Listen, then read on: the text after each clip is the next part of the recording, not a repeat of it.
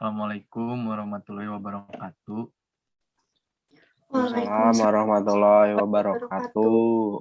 Kabar kawan-kawan? Baik. Alhamdulillah kalau baik mah. Semoga sehat-sehat terus ya di masa pandemi ini. Amin. Ya sekarang pada podcast kali ini kita kan kelompok 7 ya. Bakalan ngebahas tentang gimana sih sejarah pemilu dan partai politik di Indonesia. Nah sebelum itu mending kita perkenalkan diri dulu. Saya Hafiz Ahmad Sulaimansyah, nomor absen 8, kelas 12 MIPA 2. Saya Isma Nadia Cinta, absen 11, kelas 12 MIPA 2. Saya Safira Eka Putri, absen 31 dari kelas 12 MIPA 2. Saya Rehan Pradipa Ahnaf, absen 28 dari kelas 12 MIPA 2. Saya Kisha Rahmi Iskandar, absen 12 dari kelas 12 MIPA 2. Yuk simak baik-baik. Oke semuanya, sekarang kita mau bahas tentang pemilu dulu ya. Kalian pada tahu gak sih pemilu itu apa? Enggak. Nggak tahu. Nggak tahu. Jadi gini, pada umumnya, istilah pemilu lebih sering merujuk kepada pemilihan anggota legislatif dan presiden yang diadakan setiap 5 tahun sekali. Pemilu harus dilakukan secara berkala, karena memiliki fungsi sebagai sarana pengawasan bagi rakyat terhadap wakilnya. Pemilu Indonesia pada awalnya ditujukan untuk memilih anggota lembaga perwakilan, yaitu DPR, DPRD Provinsi, dan DPRD Kabupaten atau Kota. Setelah amandemen keempat Undang-Undang Dasar 1945 pada 2002, pemilihan presiden dan wakil presiden atau Pilpres yang semula dilakukan oleh MPR. Dan juga disepakati untuk dilakukan langsung oleh rakyat dan dari rakyat sehingga Pilpres pun dimasukkan ke dalam rangkai pemilu. Nah, kalian udah pada tahu belum kalau semisal pemilihan umum di Indonesia itu udah ada berapa kali? Nggak Jadi, tahu. Pemilu itu udah diadakan sebanyak 12 kali dari tahun 1955, 1971, 1977, 1982, 1987, 1992, 1997, 1999, 2004, 2009, 2014, dan 2019. Nah, pemilu di Indonesia itu menganut asas lubar jurdil. Ada yang tahu nggak? Itu tuh artinya apa? Tahu. Pokoknya ada jujur adilnya lah terakhirnya. Benar. Jadi itu tuh Luburnya yang nggak tahu. lubernya tuh singkatan dari langsung, umum, bebas, rahasia. Terus jurdilnya benar yang kata Rehan tadi, itu tuh jujur dan adil.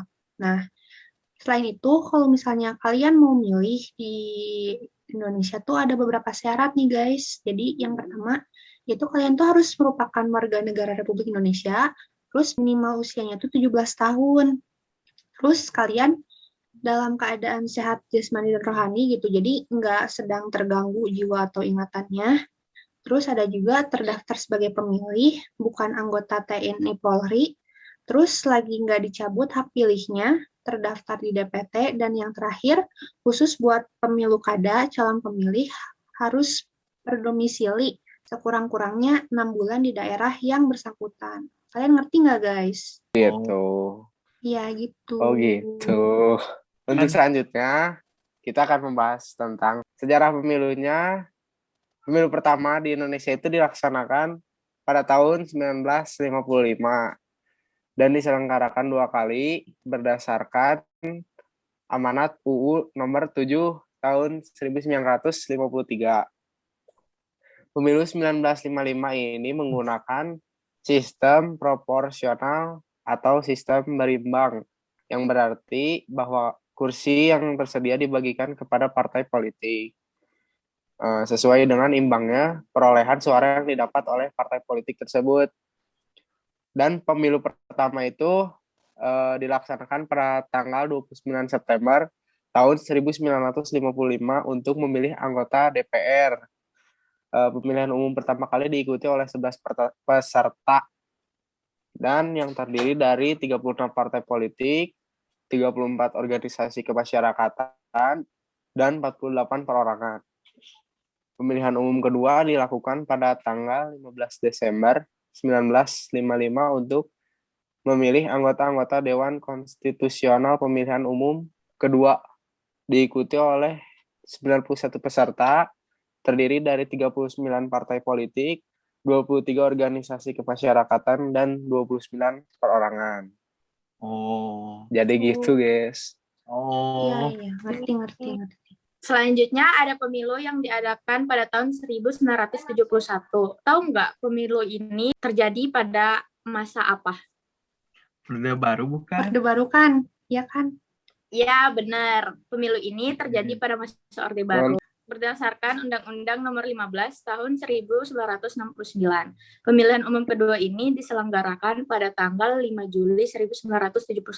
Pemilu 1971 bertujuan memilih anggota Dewan Perwakilan Rakyat atau DPR dengan sistem perwakilan berimbang atau proporsional. Dengan sel-sel daftar jumlah partai politik nasional yang mengikuti pemilihan umum 1971 adalah 10 partai politik nasional. Hal yang sangat membedakan dengan pemilu 1955 adalah para pejabat negara diharuskan bersikap netral. Namun pada praktiknya, para pejabat pemerintah berpihak kepada salah satu peserta pemilu, yaitu Golkar. Pembagian kursi pemilu 1971 juga berbeda dengan pemilu 1955, yaitu kursi terbagi habis di setiap daerah pemilihan. Nah, setelah pemilu 1971, sekarang kita lanjut pemilu 1977. Pemilu ini menggunakan sistem yang sama ya, yang seperti Keisha bilang tadi, Orde Baru. Diawali pada tanggal 2 Mei 1977.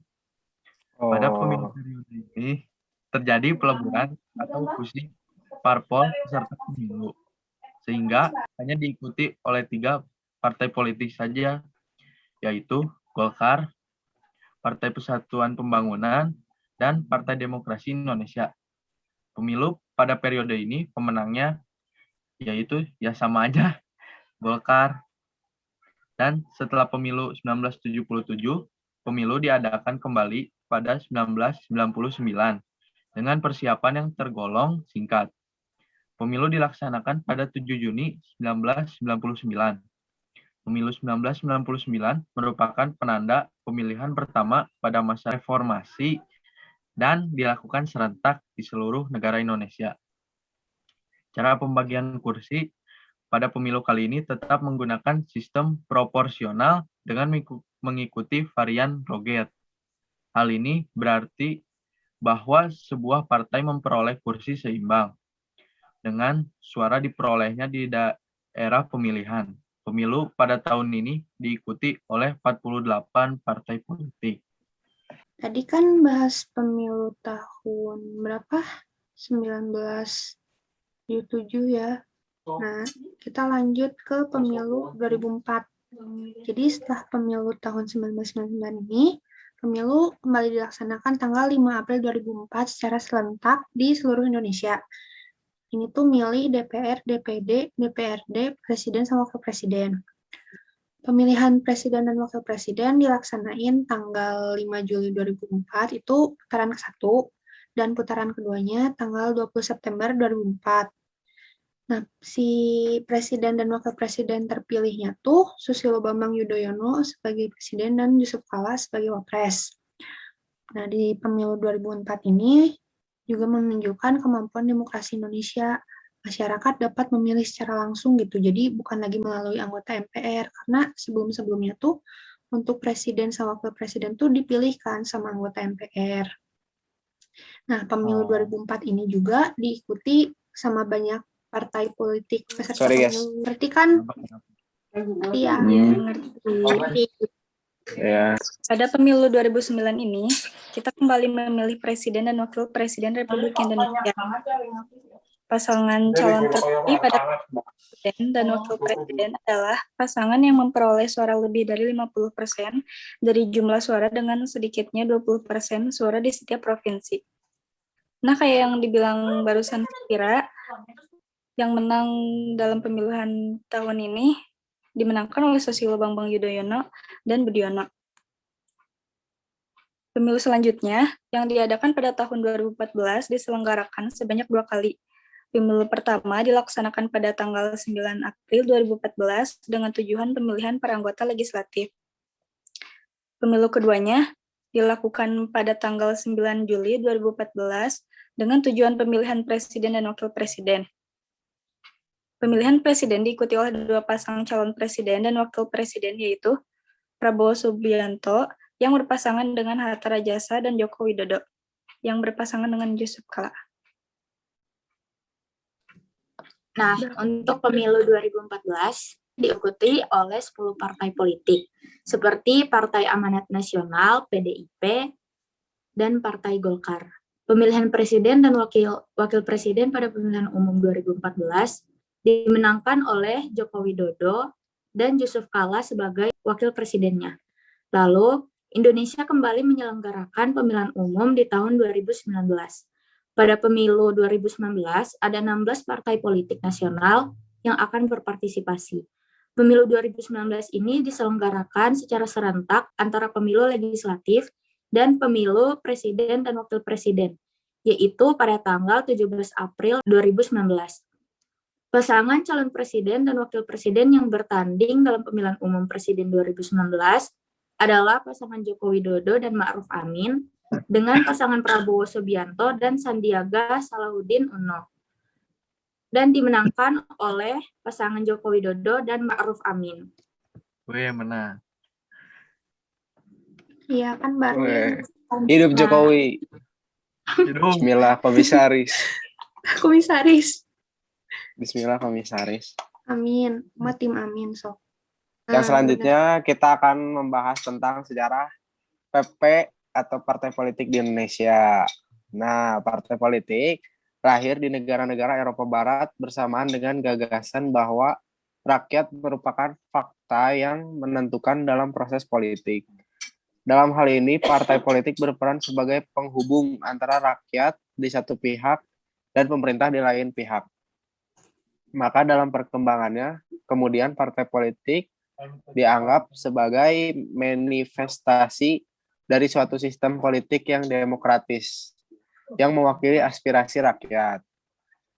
Nah, dalam undang-undangnya pun terdapat pada nomor 31 di tahun 2002, pasal 1 ayat 1, disebutkan bahwa partai politik adalah organisasi yang dibentuk oleh sekelompok warga negara Republik Indonesia secara sukarela atas dasar persamaan kehendak dan cita-cita untuk memperjuangkan kepentingan anggota masyarakat, bangsa, dan negara melalui pemilu. Oh, Nah, sebelumnya ada yang tahu nggak partai politik di Indonesia ada apa aja? Coba sebutin. Ada Banteng. banyak. Itu PDIP. Banteng. Oh, itu PDIP. Sejarah kemunculan partai politik di Indonesia dapat digambarkan dalam beberapa periode perkembangan dengan setiap masa waktu mempunyai ciri dan tujuannya masing-masing, yaitu masa penjajahan Belanda, masa pendudukan Jepang, masa kemerdekaan, masa Orde Baru, dan masa reformasi. Masa ini disebut sebagai periode pertama lahirnya partai politik di negara kita ini. Kehadiran partai politik pada masa permulaan merupakan manifestasi kesadaran nasional untuk mencapai kemerdekaan bagi bangsa Indonesia. Setelah Indiske Parties dibubarkan oleh pemerintah kolonial Belanda, maka pada tahun 1919 kembali didirikan Nasional Indiske Party atau NIP, yang kemudian disusul lahirnya partai-partai politik baru seperti Indiske Sosial Demokratiske Vereniging atau ISDV. Kusuna atau kusuna itu tiasa mah Mas Apet. Ya, Kusuna itu. Oh iya, siapa tuh? Pada tahun 1939 terdapat beberapa fraksi di dalam Dewan Rakyat, yaitu Fraksi Nasional di bawah pimpinan M. Husni Tamin, PPBB atau Perhimpunan Pegawai Bestur Bumi Putra di bawah pimpinan Prawoto, dan Indonesiske Nasionale Group di bawah pimpinan Muhammad Yamin. Ya rada hese punten we. Maafin ya kalau Kita ke yang berikutnya, guys. Jadi ada periode masa pendudukan Jepang di Indonesia. Kalian tahu nggak sih kalau Jepang tuh berapa lama ngejajah di Indonesia? 3 tahun. 3 tahun. 3,5 tahun. betul. Oh iya. Jadi Diajarin. waktu pemerintahan militer Jepang tuh awal-awal, jadi mereka tuh melarang terus ngebubarin partai-partai politik yang ada. Tapi kemudian disetujui berdirinya partai politik yang namanya itu Pusat Tenaga Rakyat atau PUTRA di bawah pimpinan 4 serangkai. Nah, 4 serangkainya itu ada Insinyur Soekarno, Dr. Andes Hatta, Ki Hajar Dewantara, sama Kiai Haji Mansur. Nih, Om. Atas pemerintah Jepang, partai ini kemudian dibubarkan pada bulan Maret 1944. Nah, terus pada masa ini juga semua kegiatan partai politik itu dilarang. Cuman golongan Islam yang dikasih kebebasan untuk bikin partai Majelis Syuro Muslimin Indonesia atau Masyumi yang lebih banyak bergeraknya tuh di bidang sosial. Terus sudah gitu setelah Indonesia memasuki masa Orba, yaitu pada tahun 1965 sampai 1998, partai politik di Indonesia cuman yang berjumlah 3 partai, yaitu Partai Persatuan Pembangunan, terus ada Partai Golkar, sama Partai Demokrasi Indonesia.